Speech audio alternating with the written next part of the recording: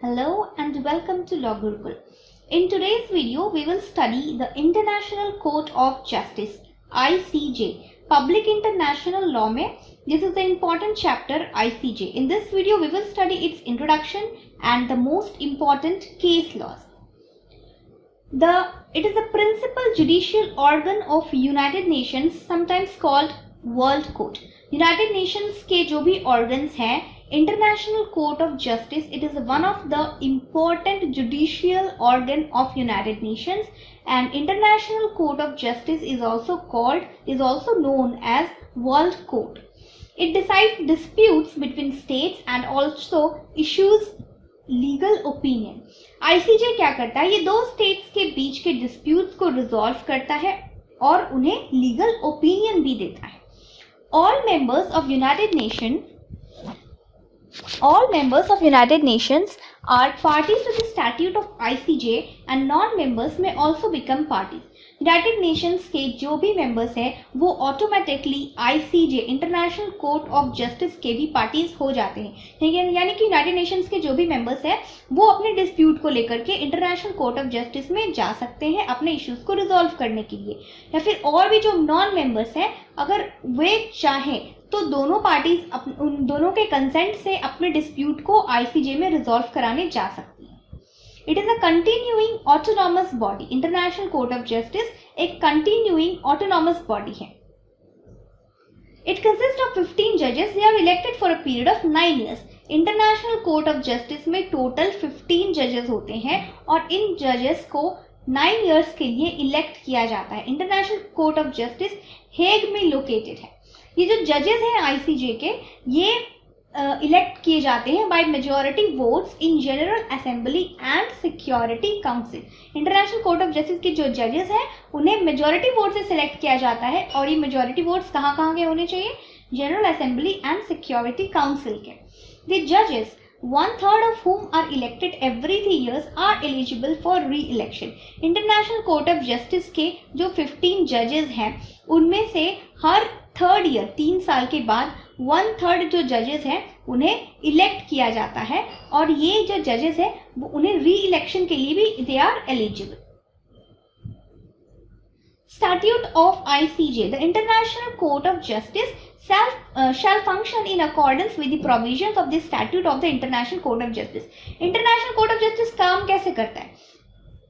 कौन कौन से एक्ट वहाँ एप्लीकेबल होते हैं? क्योंकि अगर ये इंटरनेशनल कोर्ट ऑफ जस्टिस वो अलग अलग कंट्रीज के डिस्प्यूट्स को सॉल्व करता है. हर कंट्री का अपना अलग अलग लॉ है.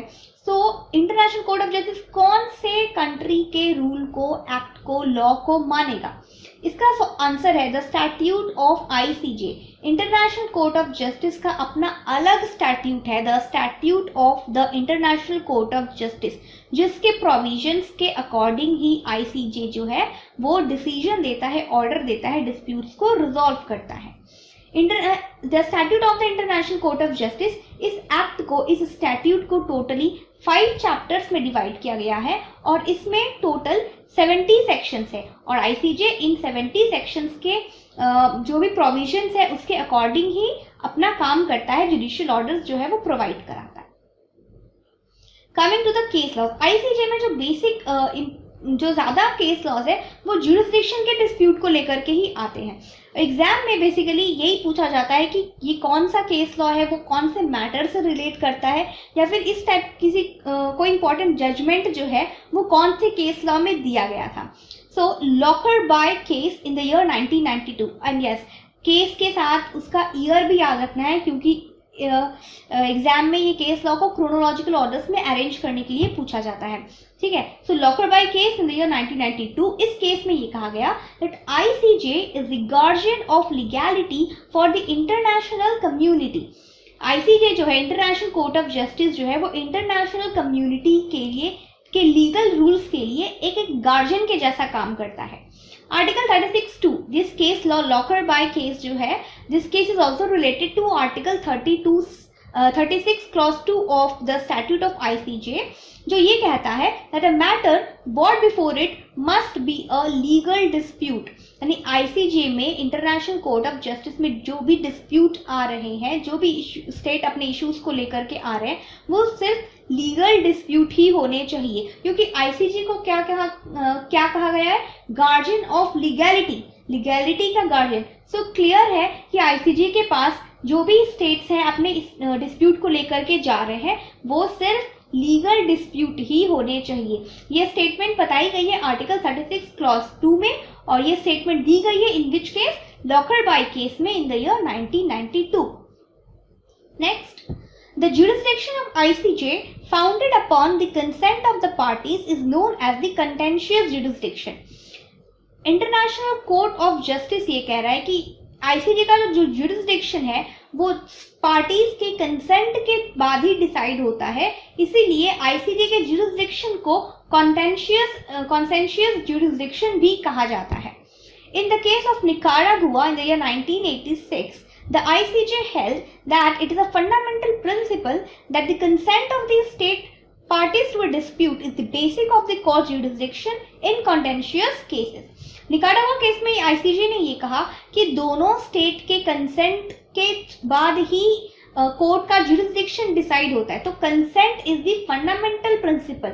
अगर आप किसी डिस्प्यूट को लेकर के आ रहे हो तो ऐसा अज्यूम किया जाएगा कि दोनों ही स्टेट का जो कंसेंट है वो ऑलरेडी प्रेजेंट है, क्योंकि कंसेंशियस केसेस का मतलब ही हुआ कि दोनों के कंसेंट के थ्रू ही वो जुरिस्डिक्शन बनाया गया है, जुरिस्डिक्शन चूज किया गया है। तो कंटेंशियस जुरिस्डिक्शन इम्प्लाइडली ये कहता है कि जो स्टेट्स अपने इश्यूज को लेकर के आईसीजे के पास आ रहे हैं तो उन दोनों ही स्टेट का कंसेंट उसमें प्रेजेंट है। However, the consent need not to be in any particular form, and in certain circumstances, the court will infer it from the conduct of the parties। ये जो दोनों स्टेट का कंसेंट है jurisdiction को लेकर के, ये किसी पर्टिकुलर फॉर्म में नहीं होगा तो भी चलेगा, और ये कोर्ट जो है वो सिचुएशन और सर्कमस्टांसेस के अकॉर्डिंग खुद ही प्रिज्यूम कर लेगी, खुद ही अज्यूम कर लेगी कि पार्टीज के कंडक्ट से ये डिसीजन ले सकती है कोर्ट कि ये कॉन्टेंशियस जुरिस्डिक्शन है या नहीं है। तो Nicaragua case is related to the topic of contentious jurisdiction. Next is Corfu channel case 1948। ये case, this case was held between UK and Albania. The court inferred consent from the unilateral application of the plaintive state UK coupled with subsequent letters from the other party Albania.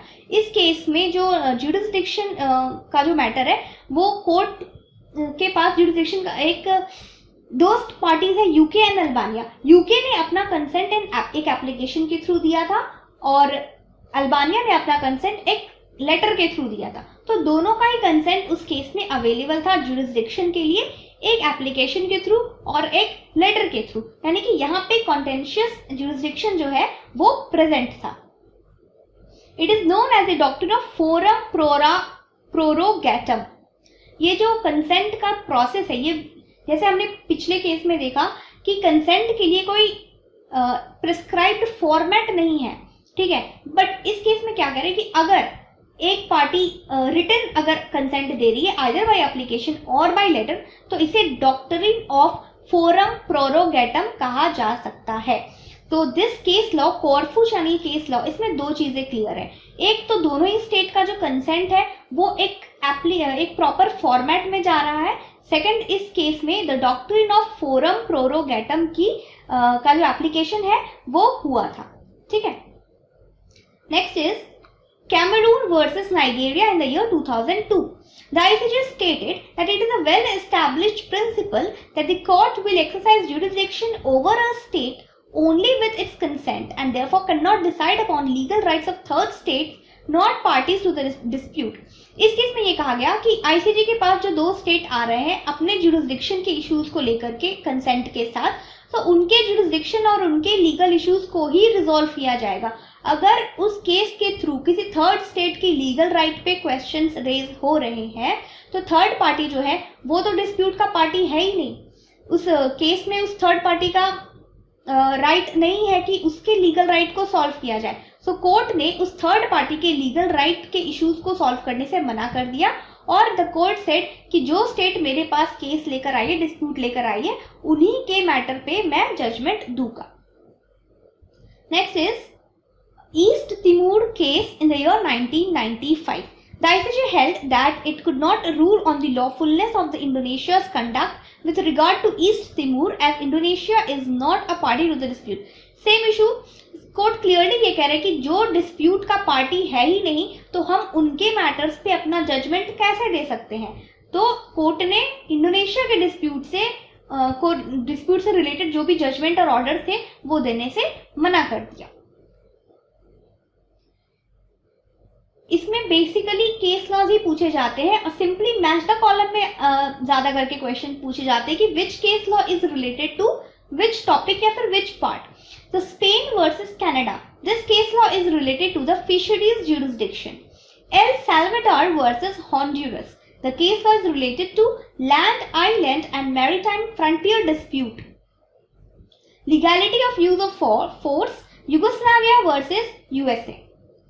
Electronica Sicula SpA ELSI, United States of America versus Italy. ये match the column के लिए भी अगर आप just इसको learn कर लो, कुछ नहीं करना है, कौन सा केस लॉ कौन से टॉपिक से रिलेट करता है, ये मैच द कॉलम में पूछा जा सकता है या फिर इसे असर्शन रीजन के फॉर्म में भी कन्वर्ट करके पूछा जा सकता है. तो you will have to remember these case law with the relevant topic. Military and paramilitary activities in and against Nicaragua. Nicaragua versus US. This case was very important. ये कई बार ट्विस्ट करके एग्जाम में पूछा गया है. Nuclear test case 1974, Australia versus France. Passage through the Great Belt, Finland versus Denmark. Maritime delimitation in the Indian Ocean, Somalia versus Kenya. Asylum, Colombia versus Peru. Colombia versus Peru. This case was related to the topic of asylum. Jurisdictional immunities of the state. Germany versus Italy. International law में कुछ courts भी पूछे जाते हैं. See, the International Court of Justice is indeed a sine qua non for the establishment of rule of law in interstate relations. ये question last year दिसंबर में पूछा गया था कि इंटरनेशनल कोर्ट ऑफ जस्टिस से रिलेटेड ये जो स्टेटमेंट है, ये स्टेटमेंट किसने दी थी. तो this statement was given by justice Nagendra Singh. So public international law में ये जो आईसीजे से रिलेटेड जो भी इंपॉर्टेंट केस लॉ है वो तो हमने पढ़ लिए. In the next video we will discuss कि इंटरनेशनल लॉ में किस टाइप के क्वेश्चंस पूछे जाते हैं, क्वेश्चंस किस तरह से फ्रेम होते हैं जिससे हमें एग्जाम की प्रिपरेशन में हेल्प मिलेगी. If you are liking the video please subscribe the channel and press the bell icon so that you don't miss out any lecture. Thank you.